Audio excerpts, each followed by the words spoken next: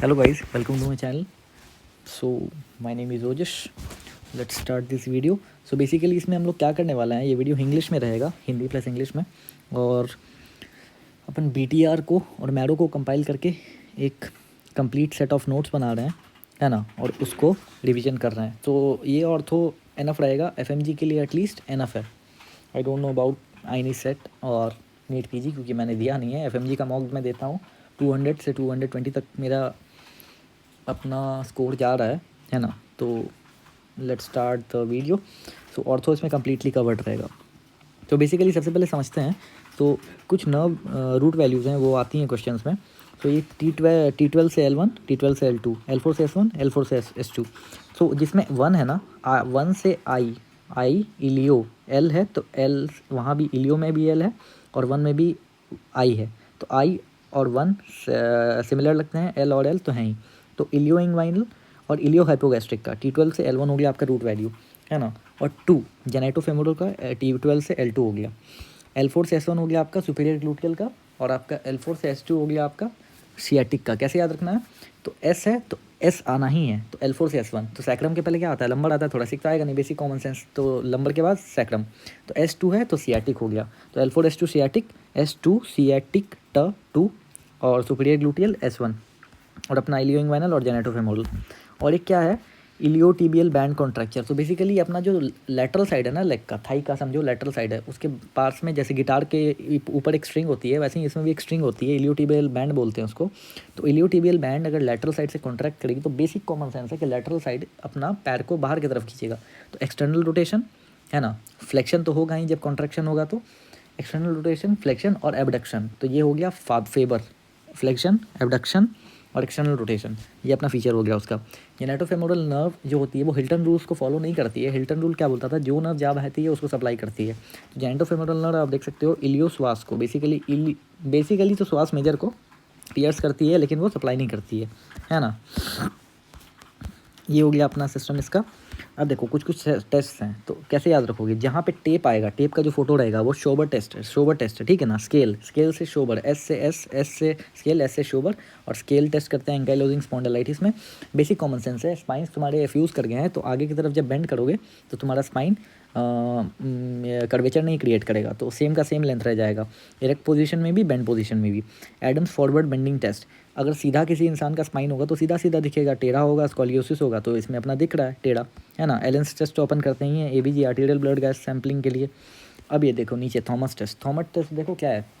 Thomas test में ना basically अपना फ्लेक्शन डिफॉर्मिटी देख रहा है, और ये भी तुम्हारा बैंड कॉन्ट्रैक्चर के लिए है. याद रखो, जहाँ भी तुम्हारा नी फ्लेक्स करके देख रहा है कोई एक पर्सन खुद के हाथ से देख रहा है तो थॉमस टेस्ट हो गया. इलियो श्वास मसल का कॉन्ट्रैक्चर हो गया, और ओबर्स टेस्ट हो गया तुम्हारा इलियोटिबियल बैंड का. कैसे याद रखना, इलियोटिबियल बैंड लेटरल था तो देखो लेटरल डिक्यूबिटस पोजीशन में है, इलियो श्वास बीच में होता है. कहाँ इलियो श्वास, तो ये देखो ये हो गया अपना इलियो श्वास.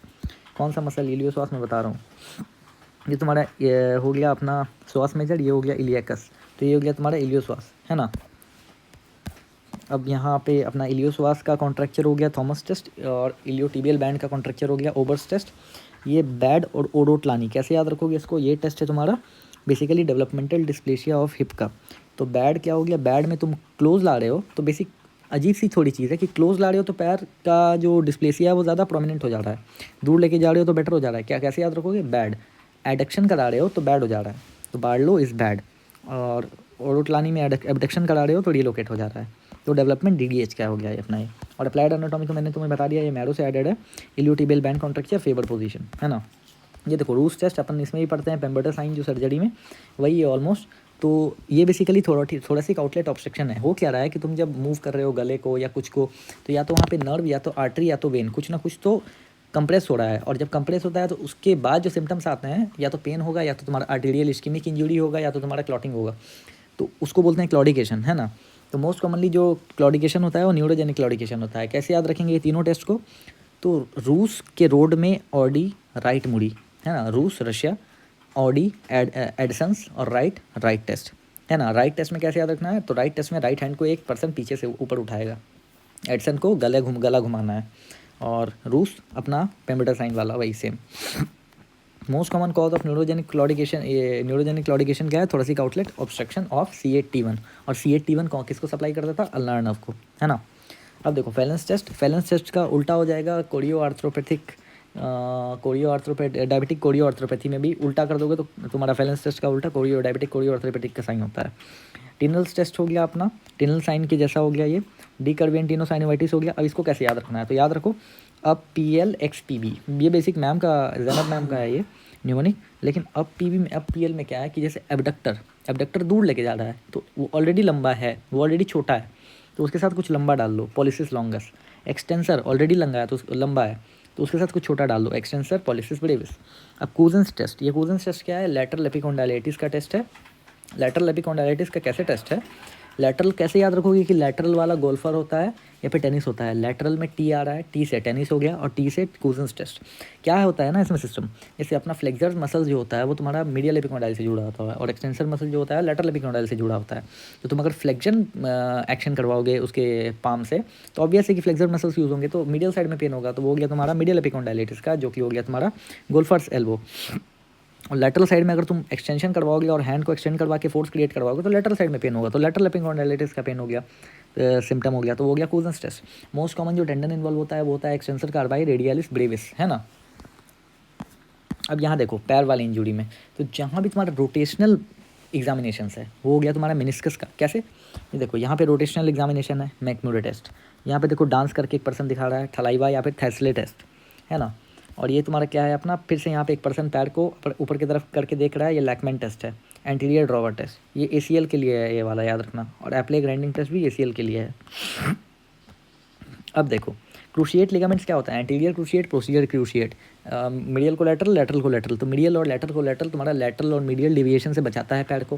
बेसिकली क्या है, टीबिया और फिब्यूला, टीबिया और फीमर जो है वो किस तरह सेटल्ड है, देखो इस तरीके से। ऊपर से मान लो ऐसे फीमर आया, ये नीचे से मान लो ये टीबिया है, तो इधर जाने से जो बचाएगा वो है तुम्हारा कोलैटरल लिगामेंट, और आगे पीछे होने से जो बचाएगा वो है तुम्हारा क्रूशिएट लिगामेंट्स।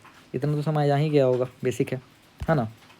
तो अब इधर चलते हैं, कैसलेस टेस्ट हो गया, तुम्हारा एंटीरियर ड्रॉवर टेस्ट हो गया, तुम्हारा एप्ले ग्राइंडिंग टेस्ट हो गया, ये हो गया तुम्हारा फ्लेक्जन टेस्ट, मैकमोडेस टेस्ट, मैकमोडे, थैसले, एप्ले और तुम्हारा लैकमैन टेस्ट। ठीक है, ये देखो एंटीरियर क्रूशिएट लिगामेंट का फोटो, पोस्टीरियर क्रूशिएट लिगामेंट का, ये बेसिकली MRI की इमेजेस है। याद रखना पैर में हर जगह MRI ही करते हैं एक्सेप्ट ऑस्टियोइड ऑस्टियोमा, जिसमें तुम्हारा एनहांसिंग लीजन होता है उसमें CT करते हैं हम लोग, वो सेल्फ इनहांसिंग होता है तो इसीलिए उसमें NCCT करते हैं। देखो वेल्गस टेस्ट किसके लिए करते हैं, पैर में। याद रखना जो लैटरल कोलैटरल है उसमें उल्टा टेस्ट करेंगे, जो मीडियल कोलैटरल है उसमें उल्टा टेस्ट करेंगे। तो वेल्गस क्या होता है, लैटरल साइड लेके जा रहे हैं तो मीडियल कोलैटरल का हो गया। वेरस्ट में क्या कर रहे हैं, अंदर की तरफ लेके जा रहे हैं तो लैटरल कोलैटरल का हो गया। पाइवट और डायल छोड़ भी दोगे तो FMG के लिए उतना इंपॉर्टेंट नहीं है।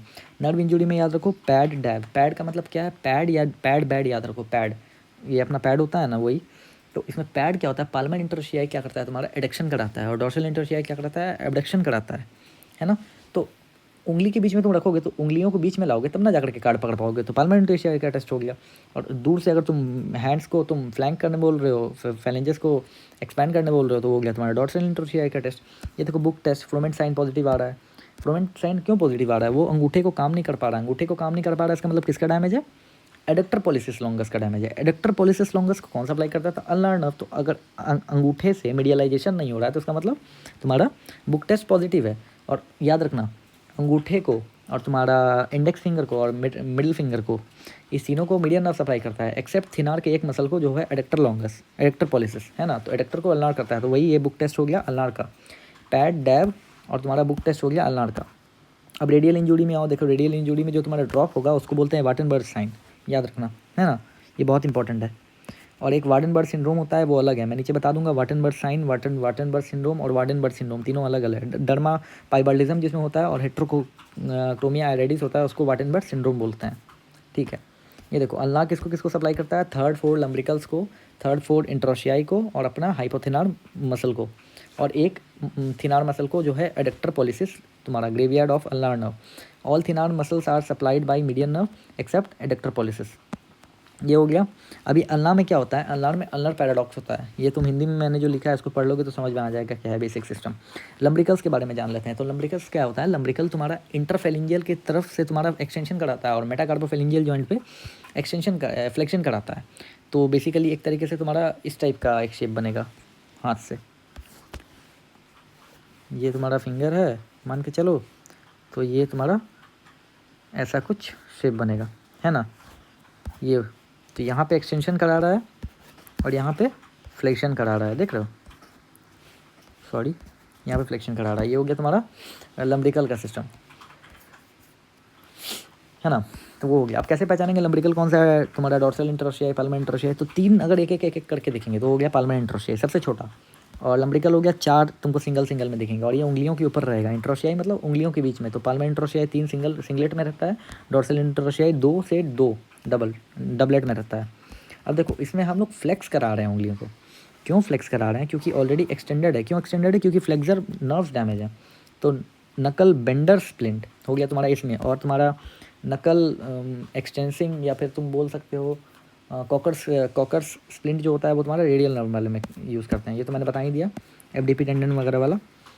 देखो मीडियन नर्व क्या करता है तुम्हारा, लैटरल साइड के 3 फिंगर्स को सप्लाई करता है। उनके अगर डैमेज हो जाएगा तो फ्लेक्शन कराता था मीडियन नर्व, तो यहाँ पर एक्सटेंशन हो जाएगा। Ape thumb deformity, pointing index sign, और तुम्हारा पेन टेस्ट, एडक्टर पॉलिसिस को कौन सप्लाई कर रहा था, ulnar nerve, book sign positive. Abductor pollicis कौन सप्लाई कर रहा है, median nerve, pen test positive. Pointing index हो गया, पॉप सैंड बोलते हैं, ऑस्कर क्लैप्स बोलते हैं, टाइम पास है, बेकार है। एप थंब डिफॉर्मिटी इंपॉर्टेंट है, याद रखना। एंटीरियर इंटरओशियस सिंड्रोम क्या है, एंटीरियर इंटरओशियस सिंड्रोम बेसिकली तुम्हारा मीडियन नर्व का पार्ट है। तो एंटीरियर इंटरओशियस अगर डैमेज होगा तो बेसिक कॉमन सेंस लगा के सोचो, तुम्हारा एंटीरियर इंटरओशियस के डैमेज होने से तुम्हारा फ्लेक्सर पॉलिसिस डैमेज हो रहा है। ओके साइन या किलो नेविन साइन बोलते हैं, ठीक है ना। ये उससे होता है, मीडियन नर्व से सही से फ्लेक्शन हो नहीं पाएगा तो उसके चलते दिक्कत होगा, वही है। Median nerve FDP 1-2 lumbrical all thenar except adductor pollicis. और मैंने सुपीरियर ग्लूटियल, इंफीरियर ग्लूटियल और शियाटिक का बताया था। सुपीरियर ग्लूटियल में क्या है, एस है, L4-S1, शियाटिक T से 2 तो L4 से S2, है ना। और पुडेंडल का तो याद ही रहता है यार अपने को, S2 S3 S4 हो गया, है ना पुडेंडल का। अब देखो पैर में आते हैं। पैर में अपना तुम देखोगे बेसिकली थाई को अगर तुम आराम से समझने की कोशिश करो तो थाई में कैसा सिस्टम चलता है कि थाई में आगे में सप्लाई जाता है फेमोरल का, पीछे में सप्लाई जाता है तुम्हारा शियाटिक का, मीडियल साइड में सप्लाई जाता है ऑब्ट्यूरेटर का, और लैटरल साइड में सप्लाई जाता है क्यूटेनियस सप्लाई, वो भी फेमोरल का। तो एंटेरोलैटरल फेमोरल, पोस्टीरियर शियाटिक और मीडियल हो गया ऑब्ट्यूरेटर। तो एक चीज़ याद रखना है कि तुम्हारा 2 हाइब्रिड मसल, एक है पेक्टिनियस, एक है तुम्हारा एडक्टर मैग्नस। तो एडक्टर का मतलब क्या है, एडक्टर का मतलब सारे मसल्स मीडियल खींच रहे हैं। तो अगर मीडियल खींच रहे हैं तो उसको सप्लाई कौन देगा, ऑब्ट्यूरेटर देगा। तो ऑब्ट्यूरेटर अगर दे रहा है तो एडक्टर मैग्नस उसमें से एक ऐसा मसल है जिसको ऑब्ट्यूरेटर प्लस शियाटिक सप्लाई देता है, हाइब्रिड मसल हो गया। उसी साइड में मीडियल साइड में एक पेक्टिनियस मसल है, उसको ऑब्ट्यूरेटर प्लस फेमोरल सप्लाई देता है, तो वो भी हाइब्रिड हो गया, है ना। तो वही अपना सिस्टम हो गया उधर का। फेमोरल का मैं नीचे बता दूंगा। और ये देखो शियाटिक जाकर के तुम्हारा डिवाइड होता है टीबियल कंपोनेंट में और कॉमन पेरोलियन कंपोनेंट में। तो तुम्हारे थाई के जो पोस्टीरियर मसल्स है, सेमी टेंडनोसस, क्वाड्रिसेप्स फेमोरिस, सेमी मेम्ब्रेनोसस, और तुम्हारा एक है एडक्टर मैग्नस जो मैंने बोला, ये सारे को सप्लाई जाता है शियाटिक नर्व से। और जो तुम्हारा कॉमन पेरोनियल कंपोनेंट है उसका दो बेसिक डिवीजन हो जाता है, डीप पेरोनियल और सुपरफिशियल पेरोनियल। डीप पेरोनियल तुम्हारा थंब को और जा करके दोनों नर्व के बीच के तुम्हारे उसको सप्लाई देता है, क्या नाम है बेसिकली अपना सेंसेशन एरिया को, space between the two fingers, है ना, या 2 टोज, 2 फ्रंटल टोज या 2 मीडियल टोज। और सुपरफिशियल पेरोनियल जाकर के तुम्हारे पूरे को सप्लाई देता है ना। और यही फेमोरल का जो ब्रांच होता है, फेमोरल का ब्रांच जाता है मीडियल साइड में और वहाँ जाके काफ में सप्लाई देता है, और फुट में उसको बोलते हैं सेफेनस नर्व, जो कि तुम्हारा डीवीटी के टाइम पे या वेरिकोज वेंस के स्ट्रिपिंग के टाइम पे डैमेज हो जाता है। और लेटरल साइड ऑफ काफ को तुम्हारा सप्लाई देता है सूडल नर्व, जो कि तुम्हारा ब्रांच है इसका सुपरफिशियल पेरोनियल का, जहाँ तक मुझे याद है। ये देख लो, शियाटिक नर्व का एंटीरियर हो गया डीप पेरोनियल नर्व, तुम्हारा लेटरल हो गया superficial peroneal nerve, peroneal longest peroneal Brevis, और पोस्टीरियर कंपोनेंट हो गया टिबियल नर्व, मीडियल कंपोनेंट हो गया माइनस है, इसमें नहीं लिखा है ना। इधर आ जाओ अपना देख लो, सुपरफिशियल पेरोनियल नर्व इवर्टर है, तो बाहर की तरफ खींचता है, ऑब्वियस है तुम्हारा, क्योंकि पेरोनियस लॉन्गस और पेरोनियस ब्रेविस को करा रहा है। डीप पेरोनियल नर्व डॉर्सिफ्लेक्सर होता है, नीचे की तरफ ऊपर की तरफ पैर खींचेगा, क्यों, क्योंकि एंटीरियर है, एंटीरियर साइड को कौन करा रहा था, डीप पेरोनियल नर्व। देखो एंटीरियर साइड को डीप पेरोनियल नर्व, तो वही हो गया, एंटीरियर साइड को डीप पेरोनियल नर्व डॉर्सिफ्लेक्सर, और सुपरफिशियल पेरोनियल नर्व तुम्हारा इवर्टर, ठीक है। और प्लांटार फ्लेक्सर पीछे वाला टिबियल नर्व, और तुम्हारा इन्वर्टर हो जाएगा कौन सा, मीडियल साइड में कौन सा था तुम्हारा सेफेनस नर्व, है ना।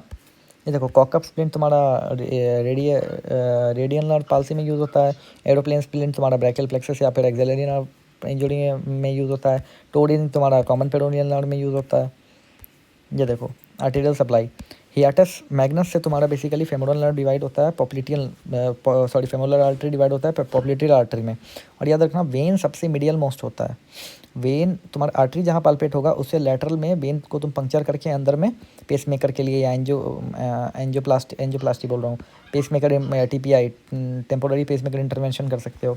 या फिर जो भी तुमको वेनस इस ये करना है, क्या नाम उसका बोलते हैं,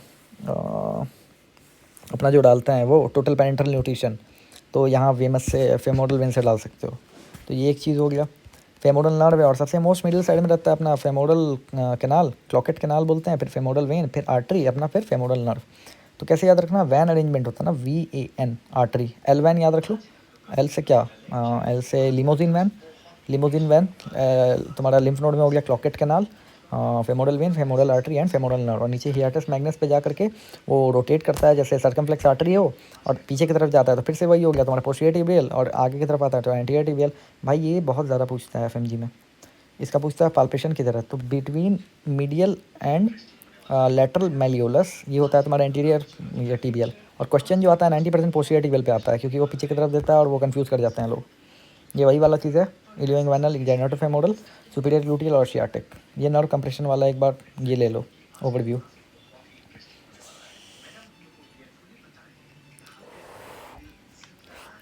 देखो नर्व इंजुरी में क्या है, शोल्डर डिसलोकेशन। शोल्डर डिसलोकेशन अगर एंटीरियर है तो एक्सिलरी नर्व डैमेज होगा, ठीक है। इसमें नीर क्लासिफिकेशन यूज़ करते हैं। मोस्ट कॉमन जॉइंट जो डिसलोकेट होता है वो तुम्हारा होता है एक्सिलरी नर्व। ये कौन सा जॉइंट है, बॉल एंड सॉकेट जॉइंट है। शोल्डर हो गया, हिप हो गया, ये दोनों बॉल एंड सॉकेट जॉइंट है तुम्हारा।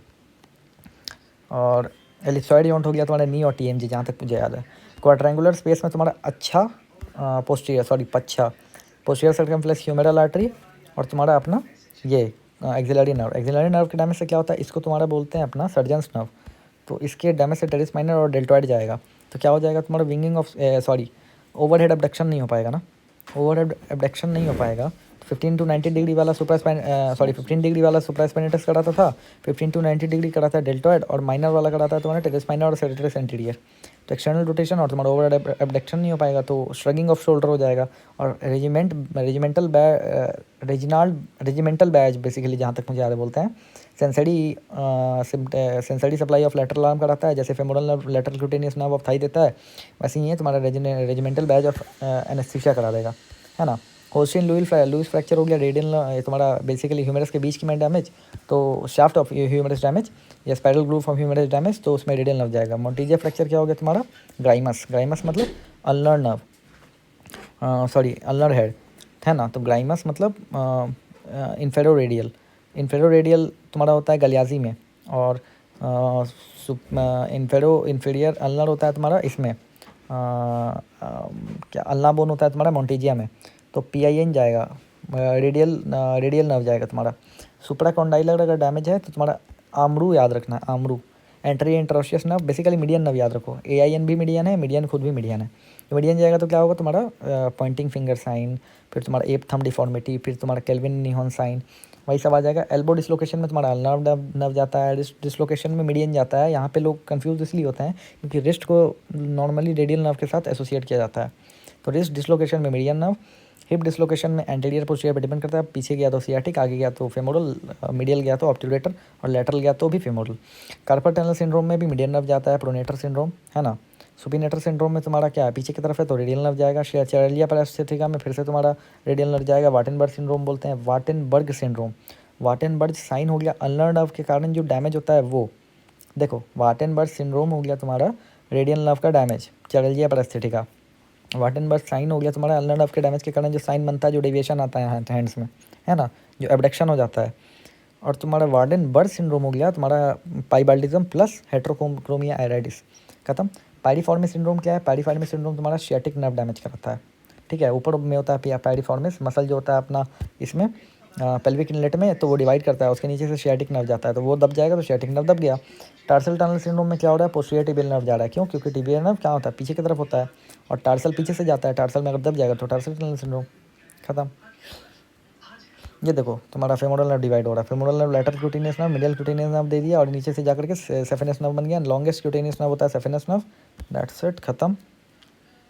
और तो कुछ है नहीं इधर, ये देखो injury to saphenous nerve, sensory loss on medial side, cutaneous supply of saphenous nerve, referral pain of hip to medial of leg and foot. ठीक है, अब देखो ट्रॉमा, नॉन यूनियन में याद रखो फ्लूट्स, फ्लूट्स में क्या क्या है, और माल यूनियन में याद रखो मिस्क। तो मिस्क याद रखो, फ्लूट छोड़ दो, मिस्क में याद रखो माल यूनियन, आई से हो गया तुम्हारा इंटरट्रोकेंटर, एस से हो गया सुप्राकॉन्डाइलर, सी से हो गया क्लेविकुलर, और सी से हो गया कोलिस। फिर से 2-3 बार इसको रिपीट करते हैं, माल यूनियन, इंटरट्रोकेंटर, सुप्राकॉन्डाइलर, और अपना सी से क्लेविकुलर और कोलिस। कोलिस कोलिस, सुप्राकॉन्डाइलर, इंटरट्रोकेंटर और माल यूनियन। That's it. कितना बचा है अभी पेज यार अपना, 2 3 4 5 6 7 8 7 8 8 7 8 9 पेज है, तो कर लेंगे अपना, है ना। तो मिस्क में याद रखो ये हो गया अपना, मिस्क याद रहेगा तो तुम नॉन यूनियन को ये कर ही लोगे रूल आउट। फिर से वही वाली इमेज, है ना। ये देखो तुम्हारा सुप्राकॉन्डाइलर ह्यूमेरस फ्रैक्चर में क्या करते हैं, क्लोज रिडक्शन करते हैं प्लस के वायर करते हैं। के वायर और कहाँ करते थे, पेटेलर फ्रैक्चर में। ORIF कहाँ करते हैं, फ्रैक्चर ऑफ नेसेसिटी में, Galeazzi, lateral condylar, neck of femur और ओलिक्रनॉन। अब देखो यहाँ पे मैं तुम्हें बताता हूँ, पटेला में देखो टेंशन बैंड वायरिंग करते हैं, डिस्ट्रैक्शन देखो ये डिस्ट्रैक्शन फोर्स कंप्रेसिव फोर्स में बदल जाता है, इसी को बोलते हैं तुम्हारा टेंशन बैंड वायरिंग। अब देखो डिफॉर्मिटीज़ में गन स्ट्रोक डिफॉर्मिटी किस में आएगा, तुम्हारा हाथ एकदम चिपक के अंदर की तरफ, किस में आएगा, ब्रैक्टियल plexus. Supracondylar ह्यूमेरस fracture, supracondylar ह्यूमेरस fracture में क्या हो रहा था तुम्हारा, बेसिकली ये अपीयरेंस पूछ रहा है कैसा होगा। तो सुप्राकॉन्डाइलर अगर फ्रैक्चर है तो नीचे वाला हाथ तो फ्री हो जाएगा ना, तो अंदर की तरफ दब जाएगा। Gun stroke deformity, dinner fork deformity, Collins क्यों, कॉलिस में आगे की तरफ गिर रही है तो जो रिस्ट होता है पीछे की तरफ धकेला जाएगा, वही पूछ रहा है। और तुमसे पूछ रहा है गार्डन स्पेड उसका उल्टा कर दो, स्मिथ फ्रैक्चर। फिश टेल हो गया तुम्हारा, डॉर्सल ह्यूमरस फ्रैक्चर। ये देखो गलियाजी और मोंटेजिया फ्रैक्चर, गलियाजी और मोंटेजिया फ्रैक्चर में क्या है, गलियाजी होता है तुम्हारा ग्राइमस, इंफीरियर रेडियस का तुम्हारा डैमेज हो गया, और मोंटेजिया में क्या हो गया तुम्हारा सुपीरियर अल्ना का डैमेज। बस यही तो याद रखना है, इसमें PIN का इंजरी और उसमें अपना रेडियोनर जॉइंट का डैमेज हो गया। तो हम लोग क्या पढ़े थे फ्रैक्चर ऑफ नेसेसिटी में, गलियाजी पढ़े थे ना, गलियाजी ही पढ़े थे शायद, फ्रैक्चर ऑफ नेसेसिटी। देखो गलियाजी, लेटरल कॉन्डाइलर ह्यूमेरस फ्रैक्चर और नेक ऑफ फीमर फ्रैक्चर। इसके बाद वाला इसके आगे से कंटिन्यू करेंगे, है ना। थोड़ा ब्रेक ले लेते हैं।